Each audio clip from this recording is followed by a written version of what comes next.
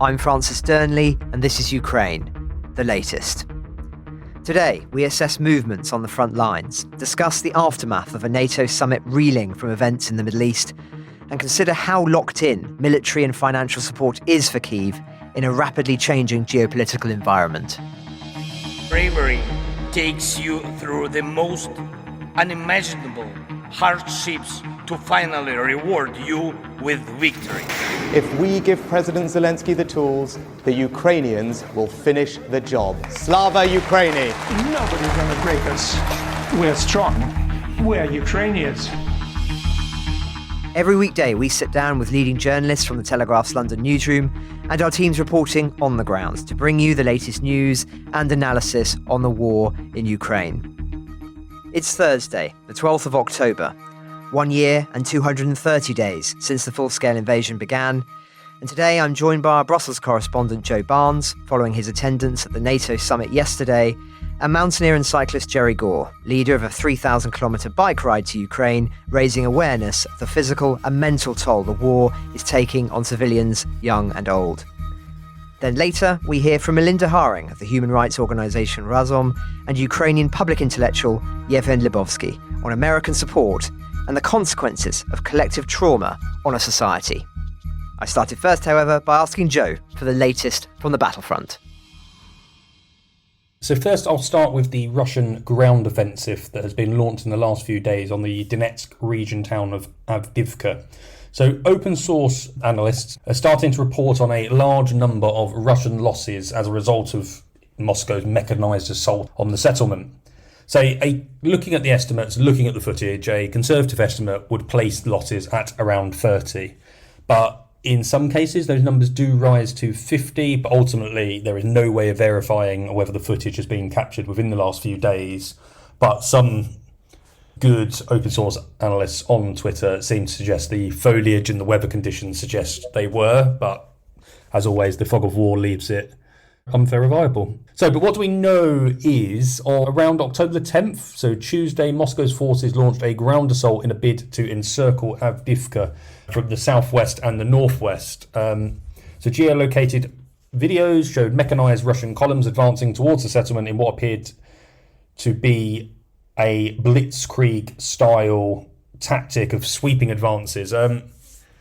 So Russia and Ukraine have often shied away from these mechanised assaults because they're costly. Quite frankly, whether the vehicles, the tanks, the armoured fighting vehicles, they get caught in minefields and mud or just brilliantly devised anti-tank positions. And this seems to have what's happened to the Russians in the last few days after making what looked like an assault and getting within sort of 5 miles of Avdiivka on the sort of southwest and northwestern edges of it. So President Zelensky today said, Avdiivka, we are holding our ground. It is Ukrainian courage and unity that will determine how this war will end. We must all remember this. So what happened is it looks like the Russian forces have made some sort of credible great gains around the town, but then they've hit the main Ukrainian line of defence, so the various minefields, anti-tank positions, and basically artillery fire, which has enabled Kyiv's men to put a halt to this advance. That's sort of very similar to how when Ukraine attack, they tend to come up against these very well-organised defences, and that's what Ukraine has got in place here. So Russian losses, we believe, if we look at the videos, include at least one of each of their 4 main battle tanks. That's the T-62, the T-72, the T-80, and the T-90. There's some quite staggering footage at one point, which showed a column of Russian armour we believe to be north of Avdiivka, and the column was made up of about 10 vehicles, and they basically were spotted by a reconnaissance drone operated by the Ukrainian military, and then hellfire rained down on them and took out a great deal. So we don't know what happened to the Russian soldiers or actually the vehicles, whether they were disabled, completely destroyed, but what it does look like is this surprise offensive has come to an end. But what is important about this, so Avdiivka has been one of these towns which has been at the forefront of fighting, if we look way back to the initial invasion of Donbass in 2014. So it was originally a town of 30,000 people in the outer suburbs of the city of Donetsk. That's an area that Russia controls, and Avdiivka is essentially the sort of a key point in the Ukrainian defences dating back to 2014 to stop Russia advancing north and into more of Ukraine. So the settlement, as I said, is an integrated part of Ukraine's defences along that eastern line. And it's been one of these kind of towns that has been absolutely bombarded since February last year. It's left in ruins. I can't imagine many of the 30,000 people who used to live there are left. But it's one that Russia they expended a lot of effort trying to capture it in their winter offensive, and it seems like they're going to try again. But some people would suggest that this is an attempt to divert attention away from Ukraine's main lines of advance. It could be an attempt to take away efforts in Bakhmut, because there seems to be gains reported there every day, even if they are a few hundred meters at a time. But I'll stop there because there's some more updates to be had. Ukraine's Interior Minister Ihor Klimenko, he today updated the death toll of the recent Russian attack on Razom, the village near Kyiv, which was targeted by an Iskander ballistic missile during a wake of a fallen soldier. So Mr. Klimenko, he said that the death toll is now at 59 fatalities after DNA investigators were able to identify 19 more victims who had previously been left in a sort of a state of unrecognisable nature, which has required forensic guys to come in and investigate. Then we go to a Ukrainian forces have claimed to have intercepted what they described as a Russian reconnaissance group in the Sumy region up by the Russian border. So if we're looking at the northern border, northwestern border between Russia and Ukraine. So Ukraine's territorial defence forces operating in the Sumy region said they intercepted a reconnaissance group of 8 Russian soldiers who were reportedly heading in the direction of local critical infrastructure. And that was from a spokesman from Ukraine's territorial defence in that area. And then a update from the Ukrainian Navy spokesman has said the Pavel Dushavin, which is a Russian patrol ship that belongs to the Black Sea Fleet, was damaged in an explosion. So the spokesman didn't offer any exact details or even any sort of minor details other than it had been damaged in an explosion. But that again just shows that Ukraine is intent on targeting the Russian Black Sea Fleet and pushing it away from sort of Ukraine's waters up and further back onto sort of Russia's coastal line, and even Georgia, with this new sort of talk around Abkhazia becoming a new home for the Black Sea Fleet. Thanks, Joe. And I understand there's an interesting interview with General Budanov, the head of Ukraine's military intelligence. What's he been saying? Yeah, so Kirill Budanov, a guy that we speak about a lot, the Maverick, I think he's now a 3-star general in charge of Ukraine's military intelligence. He's given an interview to Ukrainska Pravda. And in that interview, he says he believes Russia is likely only capable, economically and technically, to be able to continue its war in Ukraine until 2025 or 2026. So yes, that is a sort of a long time that Ukraine has to hold out and carry on convincing the West to supply them with weapons, to keep their economy afloat, but also basically to keep enough men alive to continue that defence of their country. While it's not definitive, he thinks that 2025 or 26 could be a turning point. He didn't go into exact details, which is unfortunate, but he said stuff previously that he basically believes that Russia's economy will run out of the ability to fund itself, whether it be due to Western sanctions, or it won't have the ability to make any more weapons. We already know they're going begging round the Iranians and the North Koreans, hoping to bring in munitions to fund or to fuel their war machine, But the one thing that Budanov did warn, which I think is quite crucial here and it's often overlooked, he warned that Russia's human resources, so the men it can throw into a fight if it mobilises again, or we know Putin doesn't really have any sort of care for life and he's happy to throw men into the meat grinder. That's something the Ukrainians aren't doing and won't do. So that is the question that goes over, is at what point will the war become a conflict of human resources where one side is willing to continue expending civilian life in favour of military gains. And it looks like Budanov suggests that Russia would be willing to do that for longer. And then, while it's not directly linked to Ukraine, Budanov has commented on Hamas's use of drones. So he said that tactics displayed by the terror group were likely a result of training by the Russians.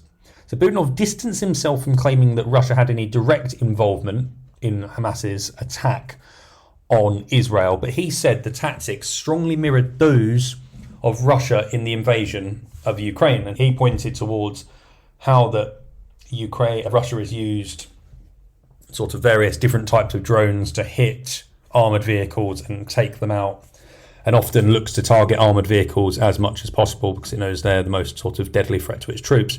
So it's interesting to hear a Ukrainian point when for so long many of us have been looking for the last few days about what sort of influence could Russia have been having in this new war in Israel.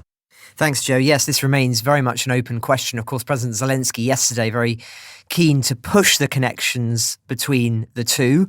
Obviously, there are motivations for him to do so, although, as I said yesterday, I think in many ways one could argue this has validated a position he's held for a very long time, which is that it was almost certain that the longer the war in Ukraine was enabled, that there would be potential off-spills of that. And I think the open question is what the degree of off-spill is. It may be very minor or it could be very significant indeed, but it remains an open question.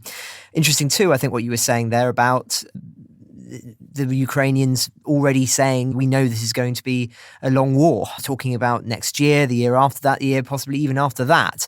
The question is whether the Western resolve to commit to Ukraine will be able to be sustained for that long. Of course, the West has said that it will, but that is a very long way away indeed. And so it's interesting, I think, that he's willing to talk about that openly. It speaks, I think, to no doubt high-level conversations that are taking place about needing to perhaps lower expectations, because as we've spoken about many times, arguably the Ukrainians have been a victim of their own success based on expectations around counteroffensives, etc. Just one more question to Joe before I go through the rest of the political updates. Obviously, you were at the NATO Summit yesterday, reported live for us from there. I understand you also spoke to Bill Gates briefly, but just what was the atmosphere like there? Obviously, we are living in a moment here of huge geopolitical ramifications, not only in the Ukraine context, but also, of course, the shocking events in the Middle East at the weekend. Was there a palpable anxiety at that summit that you could sense? Yeah, so unfortunately I didn't actually get to speak to Bill Gates. So I must admit I slipped off out of the NATO summit to attend a Bill Gates speech in Brussels yesterday. And as I was delivering some updates from the NATO summit, he slipped past me and into a room where I'm sure he was enjoying a plethora of coffees and sort of warm white wine as one does at these Brussels sort of conferences. But yeah, no, the summit is interesting. It's day 2 today. The main sort of topic of interest, apart from internal NATO matters, is Israel. But I'm back off to NATO after I leave the podcast, and I can update you on that tomorrow. But yeah, there was a sense of sort of anxiety, and as I said yesterday, I think that's why President Zelensky arrived in Brussels, to seek assurances for ongoing Western support and looking for that help when there's a sort of questions raising over can Western governments, whether it be the US, who has long-term military commitments to Israel as well as Ukraine now, can sustain and basically fuel the defence of both of those countries. So Zelensky said he had received assurances from Washington that military aid to Ukraine will remain constant and uninterrupted. He said it was clear that America will continue to provide Ukraine with constant and uninterrupted supplies for its defences. And what he wanted was, he pointed out, air defence, artillery and ammunition. And that was what he said to be needed to push Russia out of Ukrainian territories. So yeah, as I said, I can only believe, and there were genuine concerns. The people I spoke to before the meeting were saying, look, we need to be guarded against this. Of course, we're not scraping at the end of the barrel about what we can give Ukraine, but we are coming to an end, and that's why we've had to look at ramping up military production of shells and various other air defence ammunitions. But I think President Zelensky can go back to Kyiv, as he has done overnight, with a feeling confident. But that wasn't mirrored in what he was telling journalists at various press conferences he held. So after leaving NATO, he went to visit the Belgian Prime Minister, as I reported yesterday, to discuss Belgium joining the International Jet Coalition to deliver F-16s to Ukraine. And in a press conference, he was asked, what do you think about Israel and waning support? And he said, look, of course, everybody's afraid. Who knows how it will be? I think nobody knows.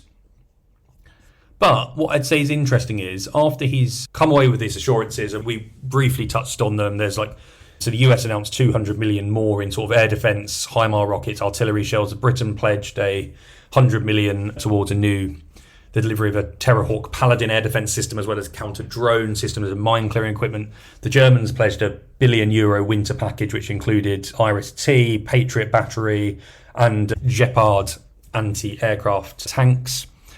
So I think Zelensky can be happy with what he's come away with, but he is obviously minded. But what I think was also quite interesting was he, at this time, doesn't want to come across as all me. We can remember back to Ben Wallace's warnings, Jake Sullivan's warnings, that sometimes Ukraine might have to show a little bit more gratitude for the donations and the risks its Western partners have taken to deliver weapons. So as he received all those offers of aid, Mr. Zelensky was very keen to emphasise the fact that the West also has to demonstrate that Israel is not alone as it faces down the Hamas terrorists. And he urged leaders to go to Israel, get on the ground and support the people there as well. So we know James Cleverly was in Israel. I'm sure we can expect some more sort of Western political figures to go. There are even rumours that President Zelensky may travel to Israel to offer his support to Prime Minister Netanyahu. So yeah, it's an interesting time, but I think there is a quiet confidence now that the West can continue supporting Ukraine through this current Israeli conflict. Given the fact, as I was saying to you yesterday, Israel is a very different prospect when it comes to the war in Ukraine. Well, thank you very much for that, Joe. You talked there about the commitments made by Western leaders at the summit. And I think it's just important to note that Ukraine has received pledges of weapons and funding that are already locked in for many months. It's not as if Ukraine is being kept afloat on a month-by-month basis, financially and militarily. As you mentioned there, we've got the firm pledges for F-16s to arrive in Ukraine in 2024 and 25. The International Fund for Ukraine just announced this package worth over £100 million for the armed forces. It's included in that tanks, engines for armoured fighting vehicles, temporary bridges, minefield breaching capabilities. These pledges are announced now, but they're about things that are coming many months down the road. And so I just think it's important listeners know that it's not as if it's like that month's delivery is then used up and then they have to go back and ask again next month. It's just not the way that it works. But of course, if we're talking here about a very long destabilization in the Middle East, then of course there will be anxieties. If things turn even more sour, I can imagine the Ukrainians getting anxious about the degree of 100% locked-inness, if that's a term, of these commitments and the long-term durability of Western support. But for now, that doesn't seem to be being seriously considered, although I should add that some hardcore Republicans in the US are calling for the immediate end to support Ukraine and for those funds and resources to be transferred to Israel instead. Now, one more word on the NATO summit. NATO has said that it will give a determined response if it finds proof that damage to the gas pipeline in the Baltic Sea we discussed yesterday was a deliberate result of sabotage by a hostile power. That's coming straight from Jens Stoltenberg. This is following that pipeline, which runs across the seabed of the Baltic and connects Finland with Estonia, being badly damaged along with a telecommunications cable in the early hours of Sunday. The finger has been pointed at Russia, but that has not been definitively proven yet. Nonetheless, this is another issue that is rumbling on. Staying in Europe, a minor story in the grand scheme, perhaps, but since we've covered this issue for several weeks now, and with Roland even on the ground doing his own investigations, I think it's worth mentioning. So Romanian authorities have said today that they found a crater from a suspected drone that may have exploded on impact on its territory near the border with Ukraine, reviving concerns about possible spillover of the war onto a NATO member country. So this came at pre-dawn discovery. It's about 3 kilometers west of a village across the Danube River from Izmail in Ukraine. That port city, of course, very important. And it was made by the Romanian Defense Ministry, who said they detected a series of drones heading towards Ukrainian river ports from Russian lines. This is another of those issues that rumbles away in the background, and we may not need to talk about it all the time, but if something went horribly wrong, we would all know about it very quickly, hence why we draw attention to it when there is a major development. Now, finally, turning to Russia, Putin is holding talks in Kyrgyzstan today during what is his first foreign trip since the ICC issued an arrest warrant for him in March. This 2-day trip will culminate in his participation in a summit of the Commonwealth of Independent States. that grouping of some of the former Soviet republics amid signs, of course, that Russia's influence in some parts of the former Soviet Union, such as Armenia, is under increasing pressure. He's also due to travel to China next week for the Third Belt and Road Forum in Beijing.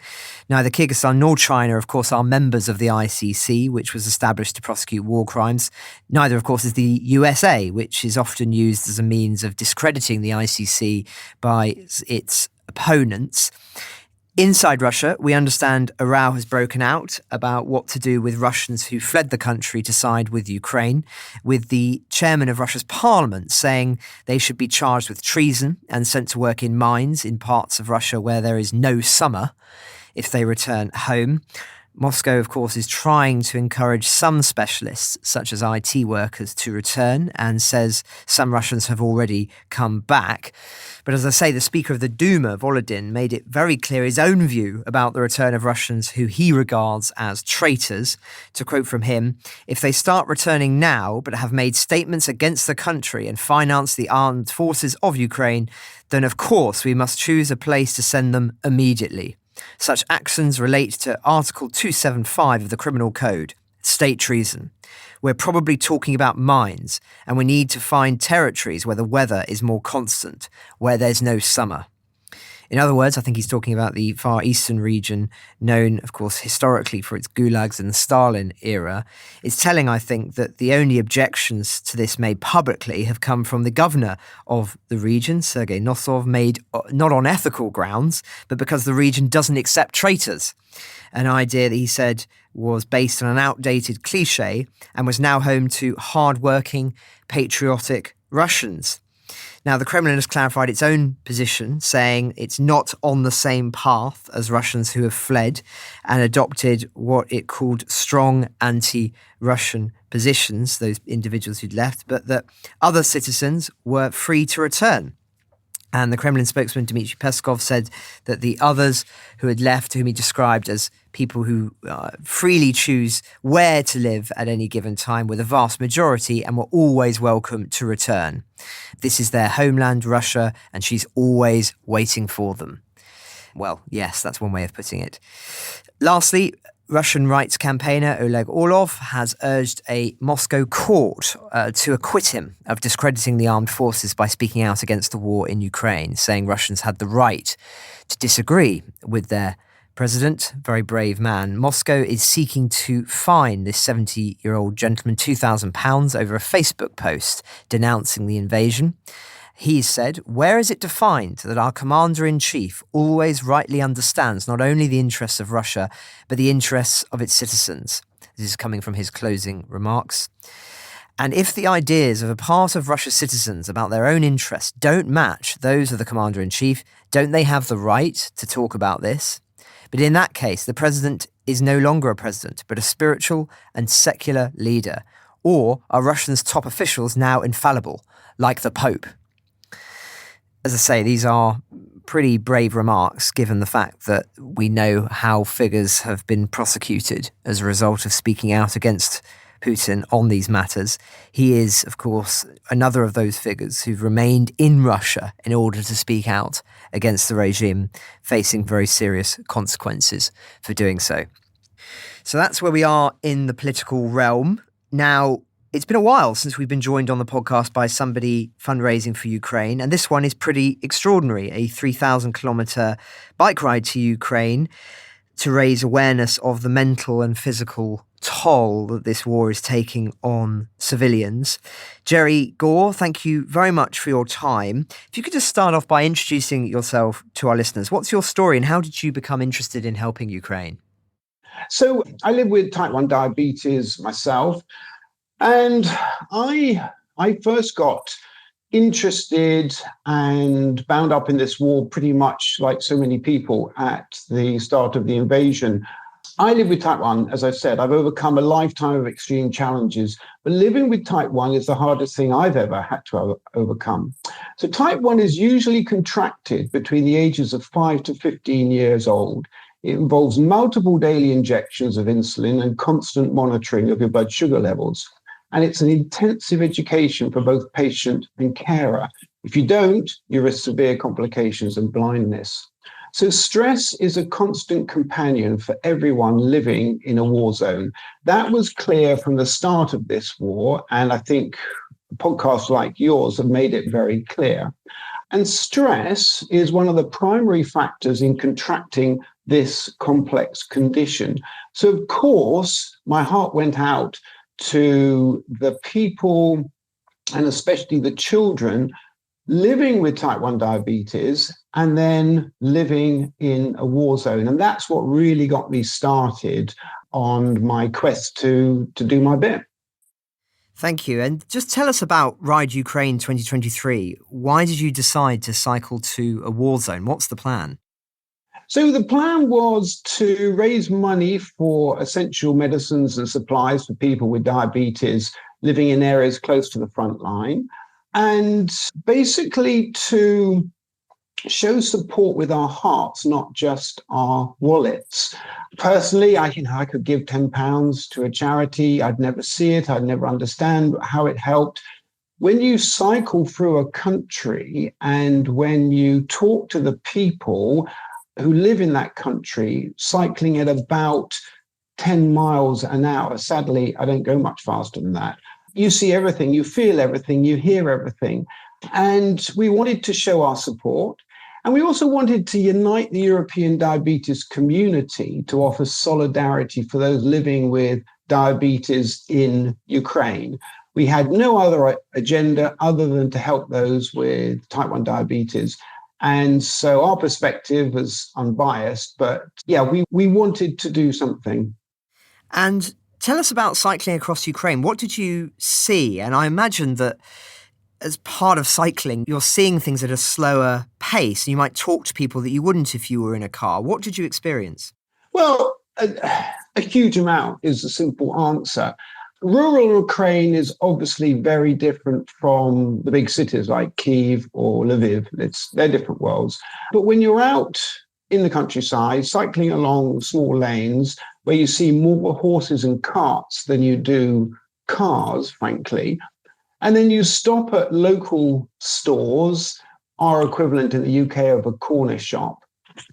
And our Ukrainian guide, brilliant cyclist called Alex from Kyiv, he'd go in, he'd buy some food, and we're dressed in our Ukrainian colors with Ride Ukraine 2023. And we're clearly looking a bit like aliens on planet Earth. And they ask questions. What are you doing? Why are you here? Why are you dressed like that? And it's like for a really good fit for a man, 62 years old. But they said all that in Ukrainian. But what came out was when we told them, when they understood, they were just emotionally, just almost devastated. People with very little money would come up to us and give us 10 hryvnia, 100 hryvnia, and they take a picture of our QR codes that we had on our posters, that we look plasticated maps. And it's just that feeling from normal, everyday people with no agenda, who will never be seen or heard, that there's people coming, frankly, as I described, from another world to come and say, we're with you. And that meant so much. We obviously met, the whole trip was set up by Dr. Irina Blashensko. She's vice president for the International Diabetes Federation. She lives in Kyiv. She's very well connected. So we met people like Alina Govorova, deputy of Kyiv City Council. We met people like Professor Mankovsky, president of the Ukrainian Diabetology Association. And they'd give us awards and medals. The mayor of Lviv made a presentation in front of about 150 people and just thanked us. And you feel and hear these people, and it resonates, and they need help. And those were our general experiences right the way through. But I've got to say, we only cycled as far as Kyiv. That was our goal. We didn't go to the front line. I'm quite open about that. We still saw and felt and heard a lot. And sometimes, frankly, in Kyiv, I thought, this is a normal city. In fact, it's a pretty exceptional city. It feels like New York at night with neon signs and coffee shops. And in fact, Aida was playing at the opera in Lviv. And you go, well, that's not war. But then you look just slightly underneath and everything. Just at night, we were out on the streets looking at people and seeing what they do. And there was this one case where this girl, she's probably 18, she's very well dressed. She comes out, she stands on a box, and people start to gather around her. She's very quiet, and she's got a flute, and she's got a live phone, and she's got a little card with a picture of a person and some words in Cyrillic script, which I really don't understand, I'm sad to say. And she just played the most beautiful music. And we listen and we watch. And then I said to Alex, well, what's the story? What's she doing? And he went down and he read the card. And the card basically, first of all, the picture was a picture of her father, who's now dead. And she was raising money for the troop that was with him on the front line, who were last with him when he died. And she was trying to raise money for those soldiers so they could have better clothing for the fast approaching winter. And you might say, wow, it's just amazing and spectacular and one-off. We saw things like that everywhere we went. Everyone we saw was connected with this war in some way, often very deeply. And it resonates. And you realize, yes, you are in a war zone. This is not like walking down the high street of Birmingham or Bristol or any other Western city. These people are inextricably linked up with this horrendous situation, and they've all got a story to tell. And I also understand you met up with some Ukrainian cyclists. We cycled with members of the Kyiv cycling community. We cycled with cyclists from Lviv, and some of them were amateurs, some of them were semi-pro, some were pro. They're all still cycling in a war zone. They won't give up. They're still training and they're still racing and they're still using their skills and their sport to raise money, again, normally for soldiers on the front line. The roads can be really good and the roads can be absolutely atrocious. The traffic, I've got to say, is dangerous. I don't know if the listeners know, but you can buy a driving license in Ukraine for about $200. So you can guess the level of driving. And everywhere you go, there are often abandoned vehicles or what have you. So cycling is not safe in Ukraine anyway. It's especially not safe in Ukraine when you've got air raids and alarms and also things like mines. We were taken on a detour as we got to Kyiv. We went on a detour. We went via Bucha and Avdiivka, and the areas hit just at the start of the invasion. And we're literally cycling on empty roads, but there's still roads that you can cycle on, and passing signs where it just said mine clearance. And then we saw a man who was literally just come back from his shift. He looked weary, he looked tired, and he'd just been clearing mines. And that was right by the road. And that's just outside Kyiv. Of course, as you go further east, it becomes more and more intense and more mines, more danger. But cyclists, like all the Ukrainians we met, are just determined and they'll keep cycling and they enjoy their cycling. And they're saying, well, why shouldn't we if we can? And they do. Well, thank you, Jerry. Any other memories for you from the trip, the 3,000 kilometers, that will stick with you? Yeah, I think really it was many, but I spoke to a lot of mothers and doctors, and one of the mothers whose child, 11-year-old child called Artem, he contracted type 1 diabetes after the invasion. And basically she said he contracted type 1 diabetes in June 2022 as a direct result of stress when his classmate called him from Bucha following the Russian invasion and asked for help, saying she was naked with Russian soldiers and her parents had been killed. The mother's work colleagues took the girl abroad, but sadly she died in October last year. Artem couldn't handle this news. He's 11 years old. He's quite a sensitive child. He was not ready for this, and he wasn't ready for the nightly rockets and bombings, and type 1 diabetes was the result. And this story was told to me by a mother who was clearly distraught, clearly looking at her phone all the time because she was lucky she got a sensor, a thing called a Freestyle Libre sensor, which monitors the child's blood sugar. And even though he wasn't with her in his Wi-Fi Bluetooth range, she could see it, and she's constantly looking at it and constantly threatening. And that's the effect of a war on a mother and on a child. He got this condition because of the war. And when he goes into the air raid shelters, he's 11 years old, I can say again, she has to bring nappies because he's constantly wetting himself and he needs support. And of course, the other thing about it is that his blood sugars are always high. When you're in stress, your stress hormones kick in, and the result is your blood sugars are high. And that's very worrying as well when you see your child effectively sick in front of you. So when I went into some of the air raid shelters and I saw how these people have to go underground regularly 3-4 times a week and how they have to live, and especially in winter, you start understanding the need. And you start understanding how much this section of the population is affected. Everyone's affected by this war, but that's what I saw and heard. Well, thank you very much for that, Jerry. And we'll include some information about the project, the ride, in the show notes and description for this episode. I'll come back to you in a moment for the very final thoughts. But first of all, Joe Barnes, what are your final thoughts for today? So my final thought is how, and you look back at before Vladimir Putin ordered his invasion of Ukraine, there was often references about this is all about no to NATO expansion, no to strengthening NATO's eastern borders. And that's exactly what he's failed in.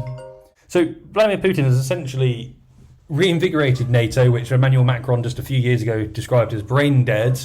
And once again, it just seems to be getting stronger and stronger. So one of the latest examples, which I was speaking to the Dutch Defence Minister about yesterday, was the Netherlands is going to send 3 MQ-9 Reaper drones, the ones without missiles, to Romania to help with the surveillance in that area, whether it be the Black Sea or surveillance of Russian drones being fired at sort of Danube ports and making their way into Romania. So it's fascinating to see how NATO has been reinvigorated to a certain degree and how that reinvigoration has landed on sort of NATO's border with the old sort of Soviet countries. It's that eastern flank, as it's described as. So, and as Stoltenberg and other allies continue to say, Ukraine will one day be a member of NATO. We don't know when that's going to be. It won't be during the war, but it will happen at some stage, they say. Vladimir Putin's really going to have failed. He's got Sweden to join. Finland have already joined after applying after sort of decades of military neutrality. You've got as many troops stationed on NATO's eastern borders for as long as I've been alive, probably longer. Yes, it's just remarkable how Vladimir Putin's sort of miscalculation for invading Ukraine has only backfired and gone against some of his stated aims of the war, if we can believe them. Well, thank you very much, Joe. And Jerry, as our guest today, what are your final thoughts? I've obviously emphasized how much we felt our support for Ukraine resonated with Ukrainians. They really appreciate the support and goodwill that people from outside Ukraine can show. And so I urge everyone listening to this podcast to continue taking action and supporting Ukrainian people. Ride Ukraine was about supporting vulnerable children with type 1 diabetes caught up in this war. We chose to cycle to Ukraine, but they have no choice about this war, and it'll continue. So please continue to support. That money is being handled by Direct Relief in partnership with the International Diabetes Federation. So I can guarantee, heart on hand, that money will go directly to the people who need it. And so I would encourage you to continue supporting the Ukrainians who have no choice in this war. Thanks, Joe and Jerry. Earlier, I mentioned that following events in the Middle East, some Republicans in the United States have called for support for Ukraine to be immediately withdrawn. Whilst in Washington several weeks ago, I sat down with Melinda Haring of the human rights organisation Razom and Ukrainian public intellectual Yevhen Hlibovtsky about the strength of Western support and how stereotypes of Ukrainian culture and people often contrast with the complex reality. Our conversation began, however, with the role of Britain as perceived in Washington and Kyiv.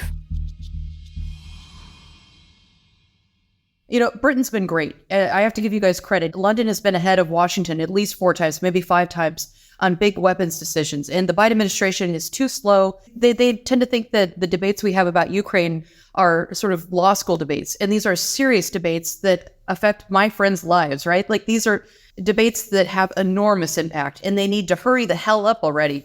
But look, I think that there's a lot of objections to Ukraine aid, and we're trying to meet those objections head on in a fair way. Facts still do matter. The objections that I see when I go out to Florida or Texas, sometimes is Ukraine aid being misused? And that one's a pretty easy one to respond to. The Inspector General has done countless reports on assistance, and the reports come back clean.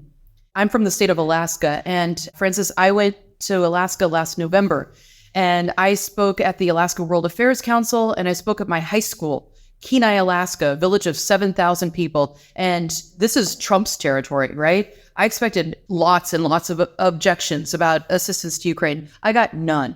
I got up and I gave a big stump talk about why Ukraine matters to U.S. national interests. And the response I got was, where can we send the check?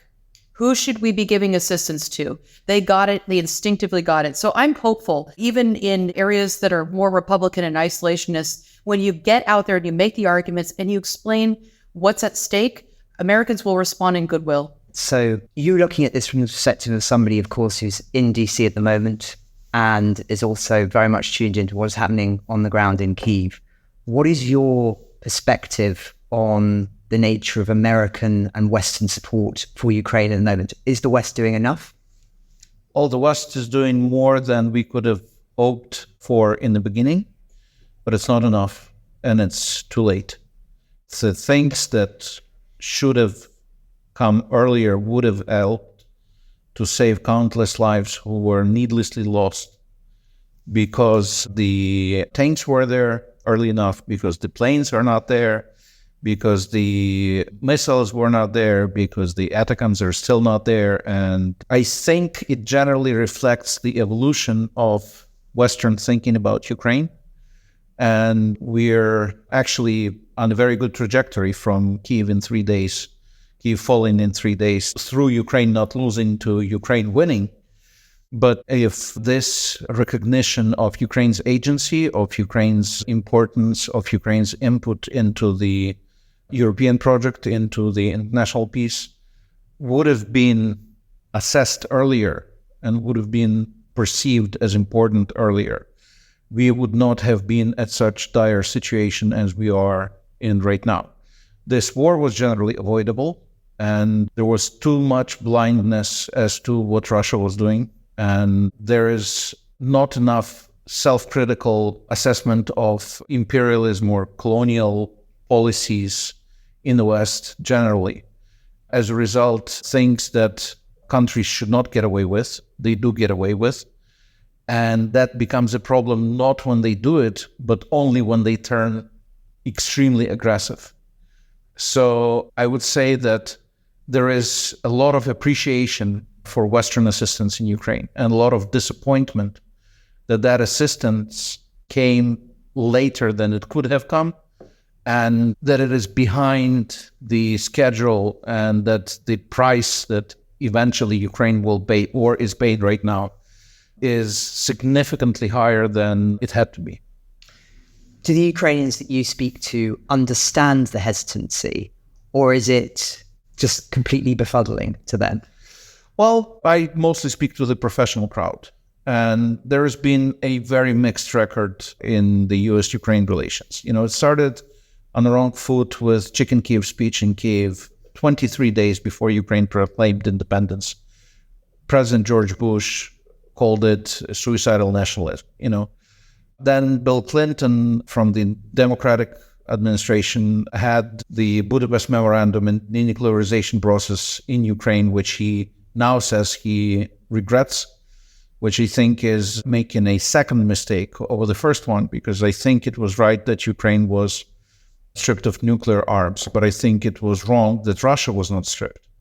Because if you have a transitional country, you have to be aware of what kind of restraints the nuclear arms make on the transformation of society. And the lack of nuclear arms allowed Ukraine to transform in a healthy way. But the presence of the nukes was exactly the reason why Russia did not transform, because it felt itself insulated from threats and from the need to be more accountable as a member of the global community. So then we had the failure in Bucharest when Ukraine and Georgia got very vague promise that maybe one day these countries will be part of NATO. And the US could have put much more pressure on its European partners, first of all, Germany and France, to get Ukraine and Georgia under the umbrella. Then we had terrible Obama's decision-making in 2014, and Obama basically downplayed the scale of the problem with annexation of Crimea, bad handling of Ukraine by Donald Trump. And now we have this legacy of misinterpretations and bad judgment that is already almost 30 years long. So I think it's time for us to get, on the right foot. And I think it's time for us to try and reassess where we are and why Ukraine is important. And I believe that the sooner we do it, the better it is, not only for Ukraine, but the better it is for the European Union, for the European community in general, and for the United States included. All of that said, has the United States, since the full-scale invasion, redeemed itself and the West more broadly in the eyes of Ukrainians, do you think? Or is there still a sense of, you guys just don't get it? As I'm saying, this is a dynamic process, so we can't give it a static assessment. So it's not a matter whether the United States has redeemed itself. It is in the process of redeeming itself. From the Ukrainian perspective, not fast enough. From the US perspective, that is also limited by a number of issues. There's a political process, there's certain velocity with which the political system can process issues, there's certain discussion that's happening inside the political entities here. So we have to respect these conditions because they're part of the natural decision-making process and they reflect the sophistication of modern democracy. It's understandable. It's just that from the Ukrainian perspective, the price is great and you can't bring these people back to life. Well, that was going to be my next question is, what do you say to those in the West who, and particularly here in Britain and the United States, say the Ukrainians are not thankful enough, not grateful enough for what the West has done? How do you respond to that? Well, I think that the whole grateful or not grateful debate is a bit tabloid, I would say.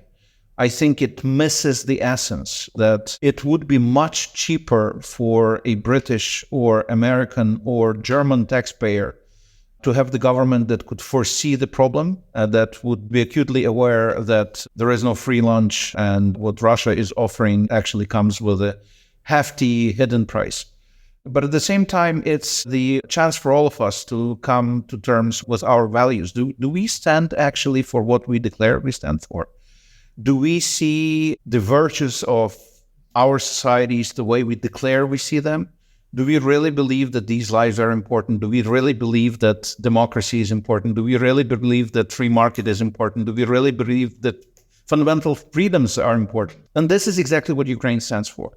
It stands in its own, sometimes awkward way, because it's a young, very infantile nation at transit, while having to, at the same time, reform itself and defend itself. But the Ukrainians don't complain about that. And they generally don't complain about the harshness of destiny that they had for the last 100 years. That included the famine, the Second World War, Chernobyl. Ukraine had a lot of tragedies that other nations never faced in such concentration. What Ukrainians are saying is that we can do more and we can do better. One of your core focuses is the impact this war has had on civil society. Where to start? I mean, what's your sense at this stage of the war in the transformations that have taken place, good and bad, in Ukraine? Well, Ukraine is a country that has lived through totalitarian state. So Ukrainians are very skeptical of the state because the state has been the villain in recent Ukraine's history. So it may sound strange from the Western perspective, but actually Ukrainians would like to have a weak state, but the state that would still be able to protect. And that also means that Ukrainians are willing to take greater responsibility upon themselves. And this is why Ukrainians actually come in such incredible numbers with volunteer movement, with the civil society networks, and take that little piece of responsibility upon their shoulders and deliver. This is part of the response to totalitarian trauma. When the government becomes too strong and not accountable, and we don't have in our political history experience of political accountability. This is only something that we will have to build with the new generation political institutions that are created or will be created. That means that Ukrainians have to take into their own hands the matters that are delegated in other societies, and that in many cases people in other societies don't even realize how they're delegated. So being Ukrainian means being acutely aware that you have to come for your own rescue. And if you don't do it, you're probably going to be in greater trouble than you can imagine. And what about the collective trauma, if that's the right way of putting it, that we will see as a consequence of the war in Ukraine? Oh, that's much worse. That's not the consequence of the war in Ukraine. We have the trauma that is 100 years old from events like the famine of the 1930s, Holodomor, that has never been healed, has never been addressed. So the parents would basically imprint their traumatic experience into upbringing of their children. And that would go from generation to generation, from mother to a child. And this is the way trauma became inherited. We have a lot of people in Ukraine who have personally never experienced the famine, but are bearers the trauma of famine, or who have not been raped, but are bearers of the trauma of rape. And so this experience of this war goes on top of already existing trauma. Trauma debilitates, but at the same time, it makes one more resilient. And this resilience that we see from Ukraine that goes beyond the Western scale of measurement in the public discourse is coming exactly from that trauma. That trauma, on one hand, makes suffering a daily routine. On the other hand, it allows you not to be shocked by the next hit and be able to find a way, find resources, find the internal power to struggle and to win. I was interested in one thing you said there about how, in a sense, the Holodomor, the country hasn't come to terms with that yet. Can it? And what are the impacts of that still felt today? They're so multiple, these impacts, that I don't even know where to start. Until today, people are afraid to speak their own language when strangers are present, because you might expose that you're local and not one of the Russian-speaking ones who can be from whoever, therefore are deemed more protected, to people overeating and having disorders that have the physical dimension. There is lack of trust in the system that it can protect you. There is a general feeling of insecurity that is very high, and as a result, people make decisions in an environment that has much higher level of anxiety, and that cuts the planning horizon, that makes people more driven towards zero-sum game. Basically, if we look at Ukraine as a society, then Ukrainians would tend to go into instant gratification in greater numbers than in other societies. And that affects the quality of political life. That affects the quality of consumer behavior. That affects the quality of life in general. So we haven't scratched the surface of what the trauma means. One thing that we see for sure is that it's very difficult to bring relief to the veterans of war and to help them to reintegrate back into society. Some people have been fighting for much longer than the full-scale invasion that Russians started almost 2 years ago, because the war with Russia actually is going on since 2014, which we often forget. So reintegrating with society for some of the veterans is difficult because that means that they have to reintegrate with trauma, which is a different kind of trauma than the one that they bring from the battlefield. And it's really not fun. It's really painful, and it's really something that many Ukrainians wish they never went through.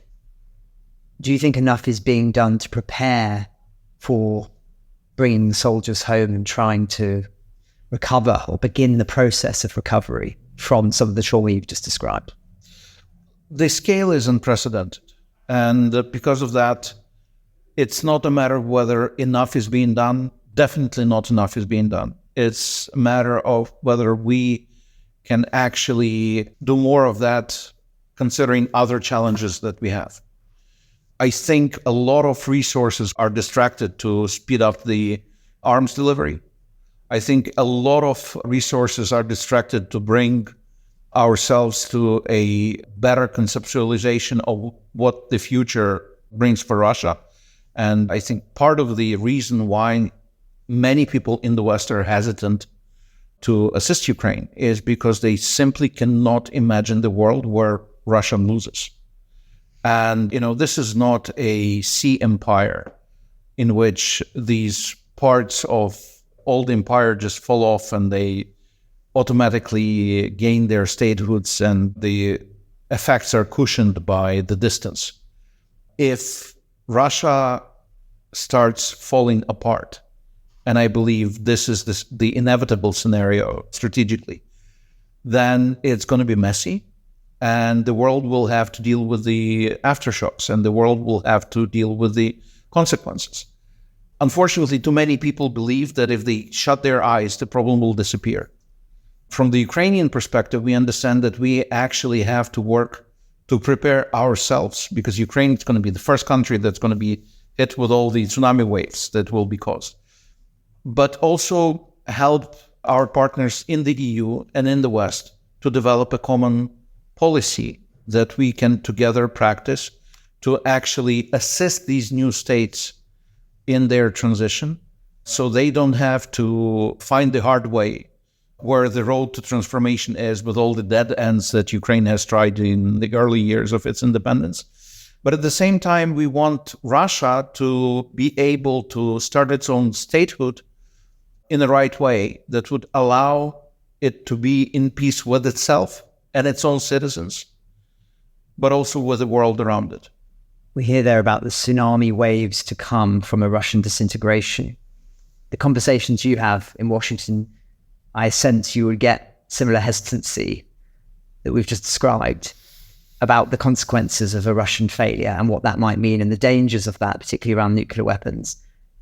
When you have that conversation, what do people say to you and how do you respond to that? So I'd say there's two big schools of thought in Washington. There's one school of thought that can't wait for the day for Moscow to fall, right? And some of the think tank people in town will be driving the tanks and flying the airplanes, if they know how. To be serious, though, there's a crowd that would love to see Russia fall, and they're not very afraid of the insecurity that would follow. Then there's the Biden school, which is afraid, which is cautious, which has been schooled by the Cold War, and it's very much afraid of escalation, and it takes the escalation risk seriously. And that's a very conservative way of looking at it. But again, this is nuclear war, so it's right to be conservative.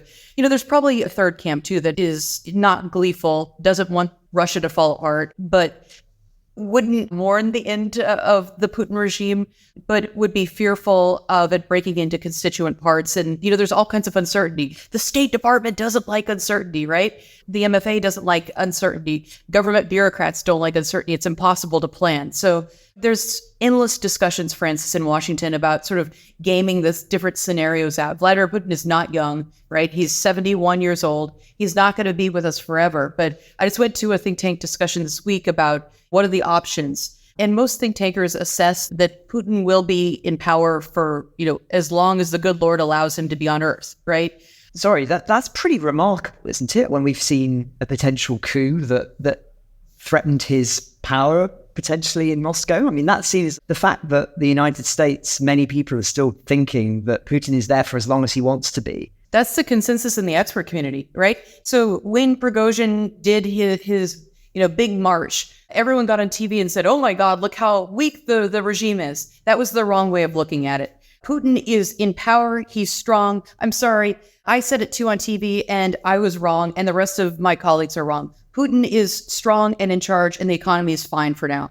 If we want to get serious about sanctions, maybe the economy won't be fine. But so far, he's in the catbird seat. And I think the interesting question, so I got into a little bit of an argument about the different scenarios. And one of the people there said, U.S. policy's fine. I don't think we need to look at U.S. policy toward Russia. And I started waving my hands like a crazy lady. And I said, U.S. policy towards Russia is an utter failure. I think we should go back and look at all the mistakes that we've made. There's other things that we could be doing now to get Vladimir Putin's attention. But no one wants to have that conversation. What do you think of the long-term debates as this war goes on here in the United States? Okay, so the immediate kitchen on fire debate is, do we give Ukraine more assistance now to carry it through, the next period? And we see debates within the Republican Party. Democrats are pretty solid. Republicans, it depends sort of on what kind of Republican you are. But as the war carries on, inevitably Americans are going to be interested in other things. And that's not a knock on Americans. That's just the way that human behavior works. So Ukraine needs to get the weapons. It needs TACMs. It needs air. It needs some other systems as well in order to be able to prosecute the war. When you talk to the folks who are watching on the counteroffensive and looking at Zaporizhzhia, and they're saying, oh my God, the Russians had a year to put these defensive systems in place, you would not ask another NATO ally to prosecute the counteroffensive in the way that we're asking the Ukrainians. I think that's a very fair criticism. General Zaluzhny, who's in charge of the effort, doesn't give interviews very often. So when he gives an interview, your ears perk up. And he got mad in the interview he gave, and he said, you're asking me to do the impossible. You're asking me to violate NATO doctrine. You wouldn't do it yourself. And I think that's a hell of a challenge. It must also be a challenge to educate a people, and this is something that's just as true in Britain, about a country they wouldn't have known very much about at all prior to the full-scale invasion.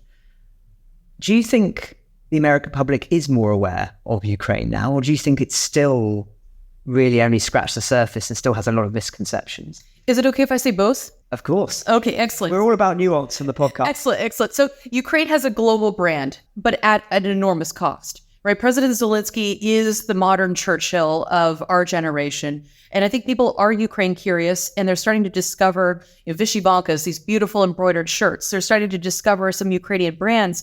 Maybe they're trying borscht for the first time. There's a wonderful cook in London named Olya Hercules. We've had her on the podcast. And she's lovely. We're sitting across the street from Ruta, which is a wonderful new Ukrainian restaurant in Washington, D.C., and it has art from modern Ukrainian painters. So I think people are starting to get Ukraine curious, but not enough people have gone. Not enough people are studying Ukrainian. The good news is, though, that more departments are offering Ukrainian. So I think we're going to see a renaissance of the study of Ukrainian language and also just an interest in Ukraine.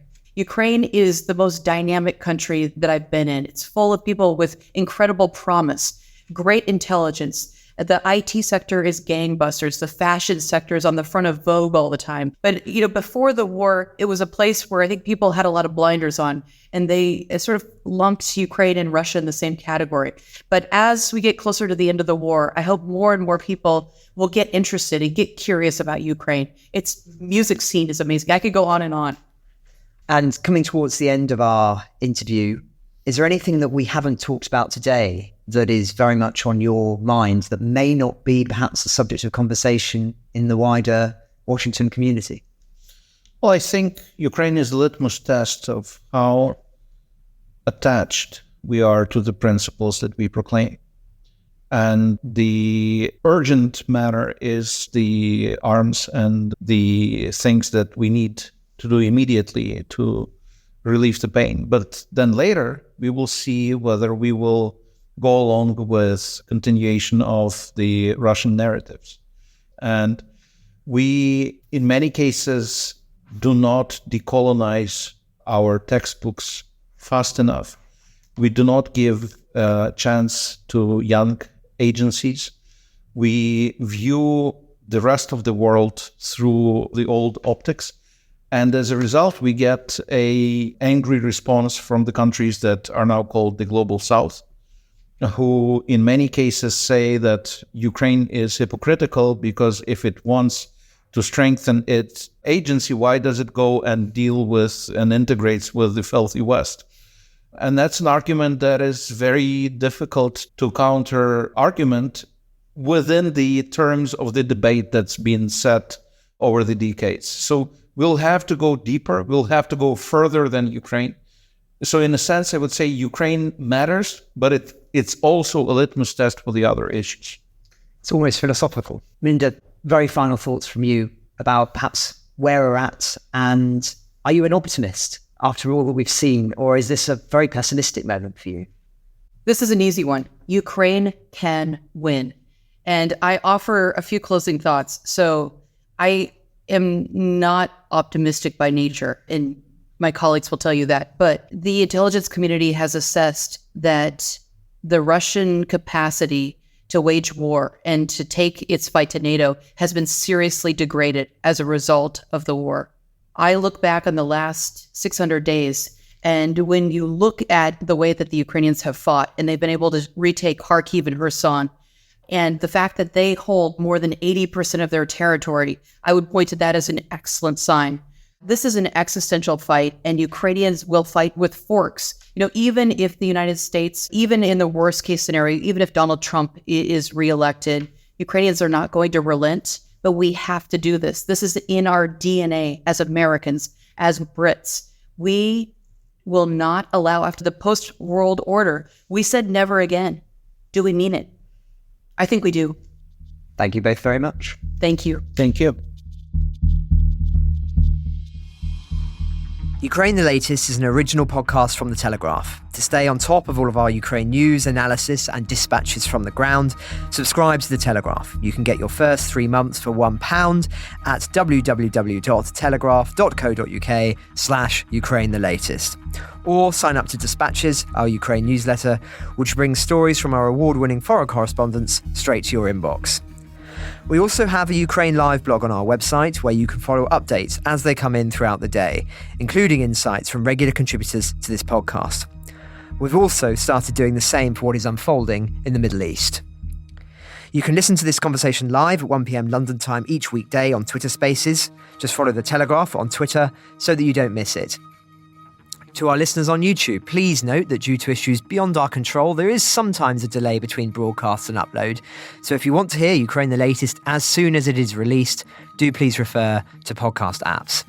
If you appreciated this podcast, please consider following Ukraine the Latest on your preferred podcast app. And if you have a moment, leave a review, as it helps others find the show. As the disinformation war ramps up, we're relying on your support more than ever.